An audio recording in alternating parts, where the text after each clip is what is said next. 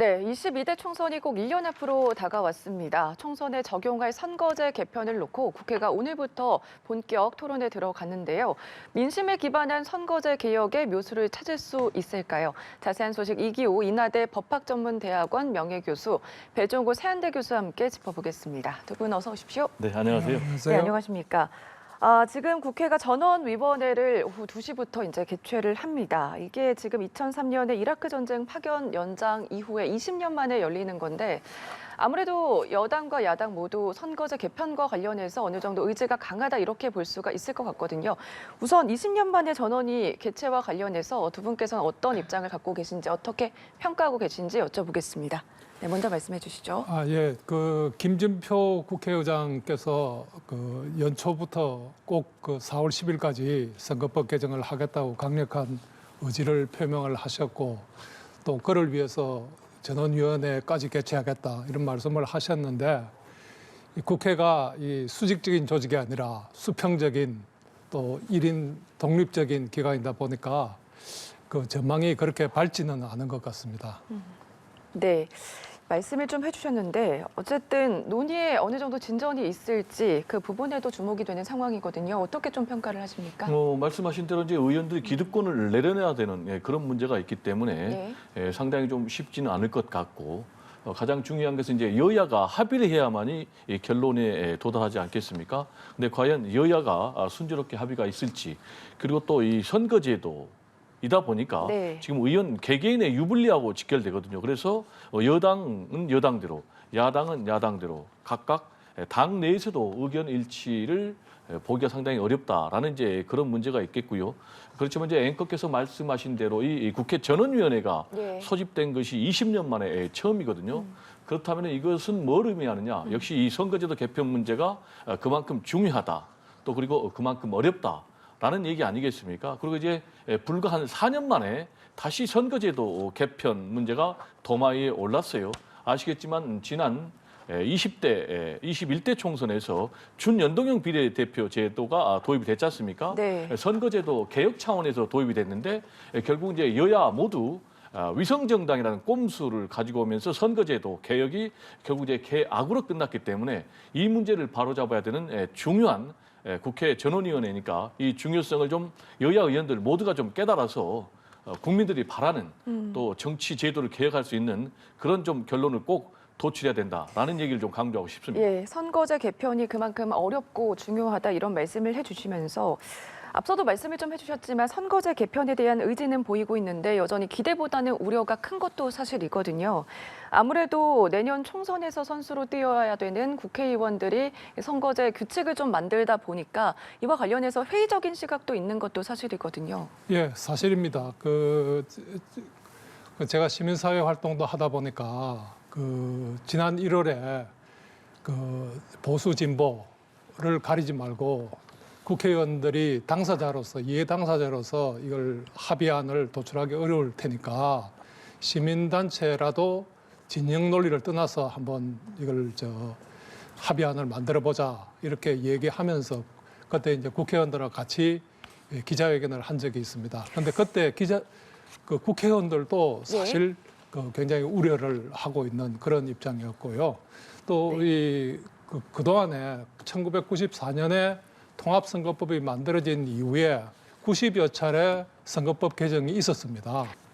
이 선거법 개정을 왜 하느냐 문제를 우리가 한번 짚어볼 필요가 있는데 이게 어느 나라나 그 나라의 정치병을 치료하기 위해서 선거제도를 개선을 하고 있습니다. 그래서 우리의 선거법 개정은 우리의 선거 질병이 매우 심각한 수준이기 때문에 절실하게 요구되고 있음에도 불구하고 1994년에 통합선거법이 제정된 이후에 90여 차례의 선거법 개정이 있었습니다. 그럼에도 불구하고 모두 다 여야 의원 또 정당의 이해관계에 막혀가지고 다 미봉적인 대책에 끝나고 말았고요. 그렇기 때문에 이번에도 또 그렇게 끝나지 않을까 하는 우려를 하고 있고 이에 이제 시민단체들이 보수 진보를 떠나서 진영 논리를 떠나서 통합안을 한번 만들어서 국회에 제안을 하자 뭐 이런 기자회견도 했는데 그 시민사회에서도 역시 합의안 만드는 거는 성공하지 못했지만 그 세 가지 기본 원칙을 합의하고 네. 연동제를 채택할 경우 또는 그 이 중대 선거구를 채택할 경우 이러이러한 기본적인 그 방향을 지켜야 된다 하는 합의를 했고 며칠 전에 그것을 발표를 기자회견을 통해서 한 적이 있습니다. 네, 선거제 개편을 왜 하는지에 대해서 한 번쯤 들여다봐야 하고 정치 개혁이라는 대의에는 여야 모두 공감을 하고 있지만 아무래도 총선이 1년밖에 남지 않은 상황이기 때문에 이게 개인들의 이해관계가 얽혀 있으면은 아무래도 내 식대로 생각하지 않을까 그런 우려도 나오고 있는 것도 사실이거든요. 네, 그렇습니다. 의원 개개인들의 이해관계가 당연히 물려 있죠. 네. 과연 이제 지역구를 축소하고 비례대표를 늘린다면은 지역구가 없어지는 의원들은 아주 결사적으로 반대를 하겠죠. 그러나 이제 이게 더 나아가서 네. 크게 보면은 여야 그리고 대통령 지도부의 운명과 직결된다는 점에서 지금 이번에 국회 전원위원회를 통해서 바람직한 합의안이 나올 수 있을 것인가 우려가 됩니다. 당장 이재명 대표 같은 경우 지금 이제 사법 리스크에 휩싸여 있지 않습니까? 따라서 만약에 이번 총선에서 민주당이 압승을 한다면 다시 정치의 주도권을 잡을 수가 있겠죠. 그리고 사법 리스크도 뭐 법치주의지만은 극복하는 데 상당히 좀 도움이 된다라는 그런 현실적인 문제, 그리고 사법 리스크를 극복하고 총선에서 승리한다면은 다음에 대권 도전에 아주 중요한 입지를 마련할 수 있다. 반면에 총선에서 패배한다면은 패배 책임을 지고 물러나야 되기 때문에 앞으로 대권 도전이 굉장히 불투명해지겠죠. 그리고 이제 윤석열 대통령의 좀 입장으로 가본다면요. 윤석열 대통령은 지금 여소야대 상황에서 대통령에 취임을 했지 않습니까? 네. 그러다 보니까 이렇다 할 본인이 좀 국정 계획에 성과물이 없어요. 본인은 뭐 노동개혁, 또 연금개혁, 교육개혁을 내놓고 있지만은 사실상 뭐 검찰, 경찰 또는 뭐 감사원 이런 사정기관 내에 세워가지고 전 정권 때리기, 또 야당 때리기, 뭐 노조 때리기만 하고 있는 거예요. 생산적인 정치를 하지 못하고 있는데 이런 상황에서 총선에서 또 패배한다. 그러면 다시 이제 여소야대 상황이 계속되니까 결국 생산적인 결과물을 내놓지 못하고 그렇게 되면 이제 레임덕에 빠지게 되고 그렇게 되면 이제 실패한 대통령이 되고 그렇게 되면 이제 정권을 내놓을 수밖에 없는 그런 상황이기 때문에 다시 돌아와서 총선에서 유불리만 여야가 생각할 수가 있다. 국민들 입장에서 정치 발전 차원에서 이 문제를 생각하기는 좀 상당히 어려워 보여서 지금 뭐 우리 교수님도 그러고 저도 그러고 각 전문가들도 국민들이 우려하면서 지켜보고 있는 상황이 아닌가 이렇게 생각이 됩니다. 네, 저희가 앞서서도 의원 정수와 관련해서 문제를 얘기를 하고 있었는데 지금 여당에서는 의원 정수 축소를 제한을 해야 된다 이런 얘기를 하고 있고 야당은 반발하고 있는 상황이거든요. 이 부분에 대해서도 좀 말씀을 해주시죠.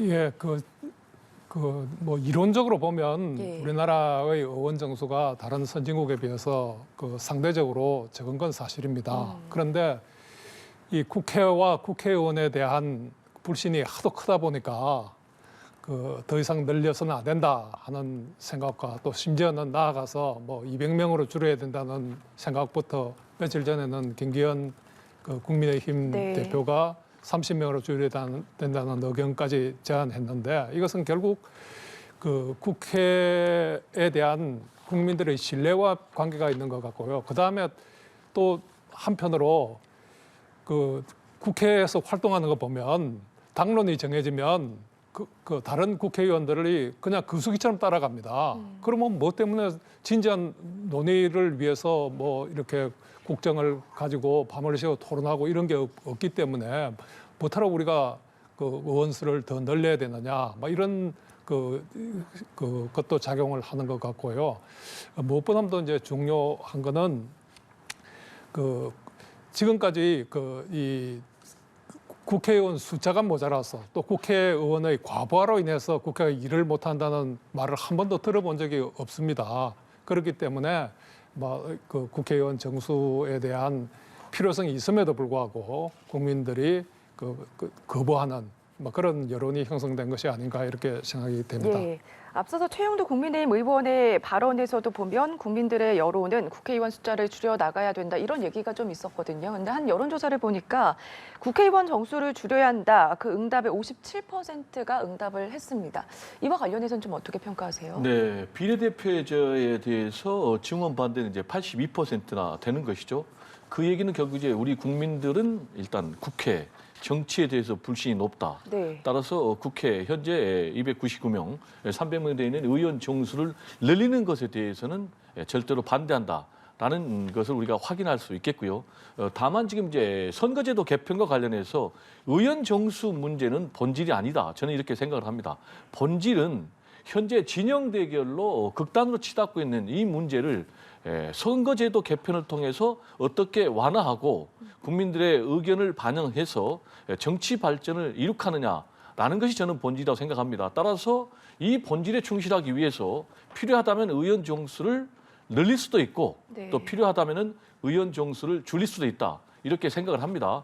다만 이제 국민들이 이 300명 넘는 부분에 대해서는 워낙 반대하기 때문에 국회 이제 자문기구에서는 한 50명 정도 늘려야 된다라는 이제 그런 의견을 내놨지만 마지막 국민의힘에서 결사 반대해가지고 결국은 300명 의원 정수를 지키는 선에서 지금 3가지 안을 내놨지 않습니까? 네. 그런 상황에서 오늘 전원위원회 나흘 앞두고 네. 김기현 국민의힘 대표가 갑자기 30석을 줄이자라는 또 제안을 내놨어요. 그런데 이 제안은 저는 너무 진정성이 없다. 이유는 이미 다 정리가 됐는데 나흘 앞두고 이걸 갑자기 기습적으로 제안을 했다라는 것이 진정성이 없는 것이고요. 만약에 진정성이 있는 제안이라면은 평소에 이런 제안을 했어야 되는 것이죠. 그리고 두 번째로는 당내 의견 수렴 과정도 거치지 않아 가지고 당내에서조차도 이거는 굉장히 현실성이 없다. 그럼 이제 왜 이런 제안을 했느냐? 제가 볼 때는 결국은 앞으로 여러 가지 이 거부권 행사까지 감안한 그런 또 내지는 또 일부에서는 현재 진행되고 있는 전원위원회 이 부분에 대해서 일종의 찬물기억기다라는 부분 또 지금 굉장히 여건이 어려운 국면에 있기 때문에 국면 전환용 그런 제안이다라는 그런 이제 비판을 민주당에서 하고 있는데 저는 좀 더 아까도 말씀드렸지만은 당리 당략을 떠나서 국가 정치 발전 차원에서 여야가 좀 마음을 비우고 정치 제도 개혁에 좀 바람직한 안을 도출해야 된다라는 얘기를 좀 드리고 싶습니다. 예, 의원 정수뿐만 아니라 지금 비례대표제와 관련해서도 여야 간의 의견이 엇갈리고 있는 상황입니다. 우선은 비례대표제 개혁과 관련해서 총 3가지 개편안을 내놓지 않았습니까? 이 부분에 대해서 정리를 좀 해주실까요? 예. 최근에 그 정개특위에서 예. 전원위원회에서 논의할 그 3가지 개편안을 내놓았는데요. 우리한테 익숙한 것도 있고 네. 전혀 익숙하지 않은 것도 있습니다. 중대서구제 권역별 비례대표 병렬형 비례대표제. 네. 이것은 우리가 대충 짐작할 수 있는 내용이고요. 한 선거구에서 2명 이상 또 3명, 4명, 5명 이렇게 뽑는 거 하고 그다음에 비례대표제를 이게 아마 권역별 비례대표제를 제안을 했던 걸로 알고 있습니다. 그다음에 이제 소선거구제 권역별 준연동제 비례대표인데 이것은 현재 그 지난번 21대 국회의원 선거하고 유사한 그런 제도라고 볼 수 있고요. 네. 문제는 3번째 아닙니다. 그 개방 명부식 대선거구제 플러스 전국 병립형 비례대표제로 가겠다 하는 것인데 일반 국민들은 이 말을 듣고는 도저히 무슨 말인지 모릅니다. 네. 그 내용을 읽어봐도 잘 이해가 안 되는 그런 내용인데 쉽게 얘기하면 그 전부를 비례대표제로 하겠다는 뜻입니다. 네. 그런데 여기서 우리가 비례대표로 가느냐 다수대표로 가느냐 굉장히 중대한 차이가 있습니다. 하나는 다수대표제는 사람 보고 뽑겠다는 겁니다. 인물 선거라고 할 수 있죠.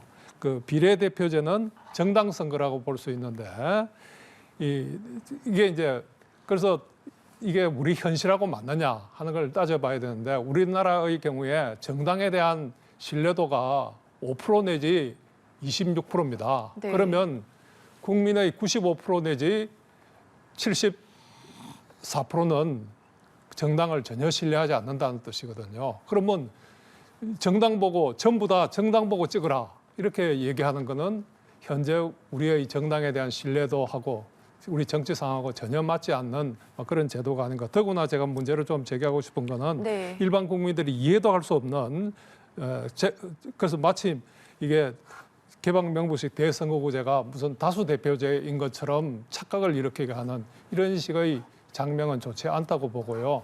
그래서 이를 일반 국민들이 이해할 수 있는 그런 선거제도를 제안해야 되는 것이 아닌가 이런 생각이 우선 듭니다. 예.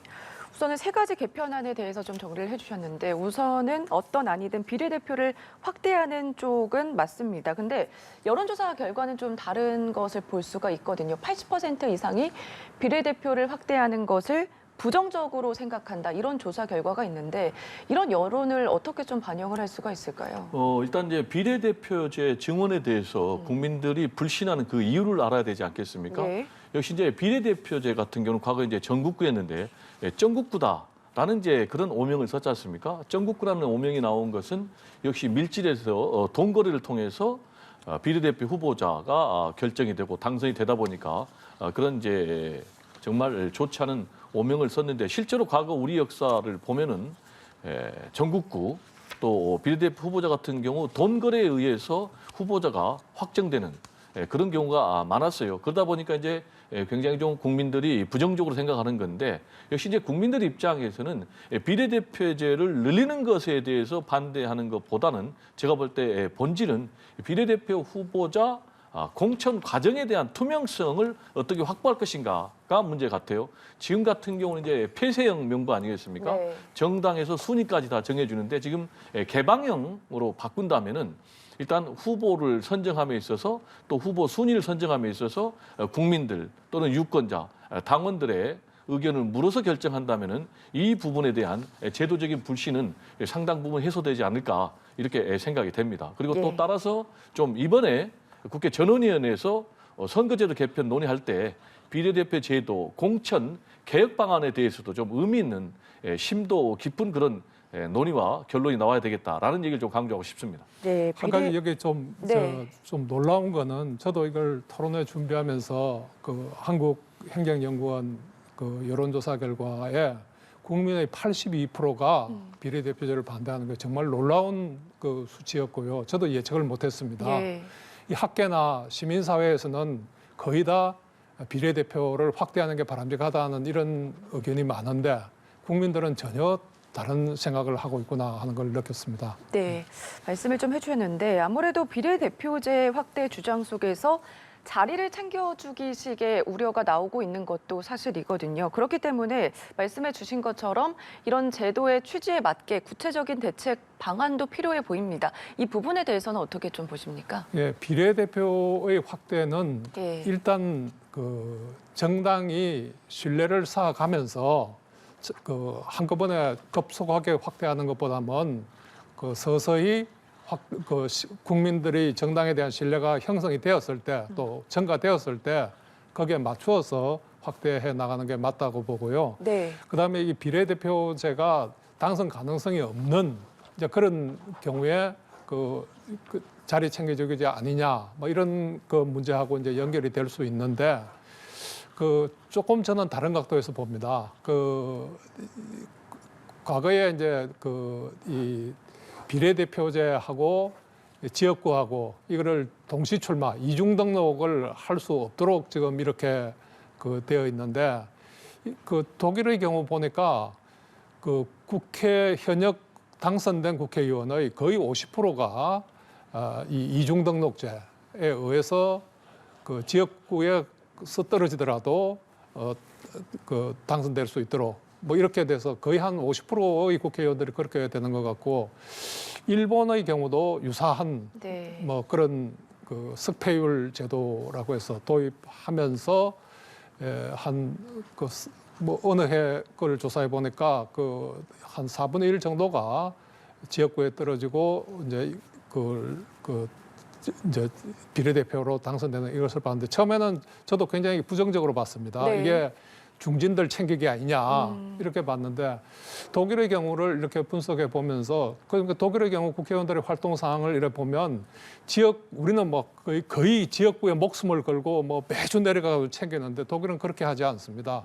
그 지역구에서 떨어지더라도 전국적인 그 이슈 뭐 또 전국적인 활동을 하면 또 비례대표에서 구제될 수 있기 때문에 큰 정치를 하는데 상당히 그 기여하는 측면도 있다. 이런 면에서 반드시 그것을 부정적으로 볼 것만은 아니다. 네. 저는 이렇게 봅니다. 비례대표제 취지에 대해서 너무 부정적으로만 볼 필요는 없다 이런 말씀을 좀 해주셨는데 교수님께서 보시기에는 어떤 좀 취지에 맞는 대책이 필요하다 이렇게 보십니까?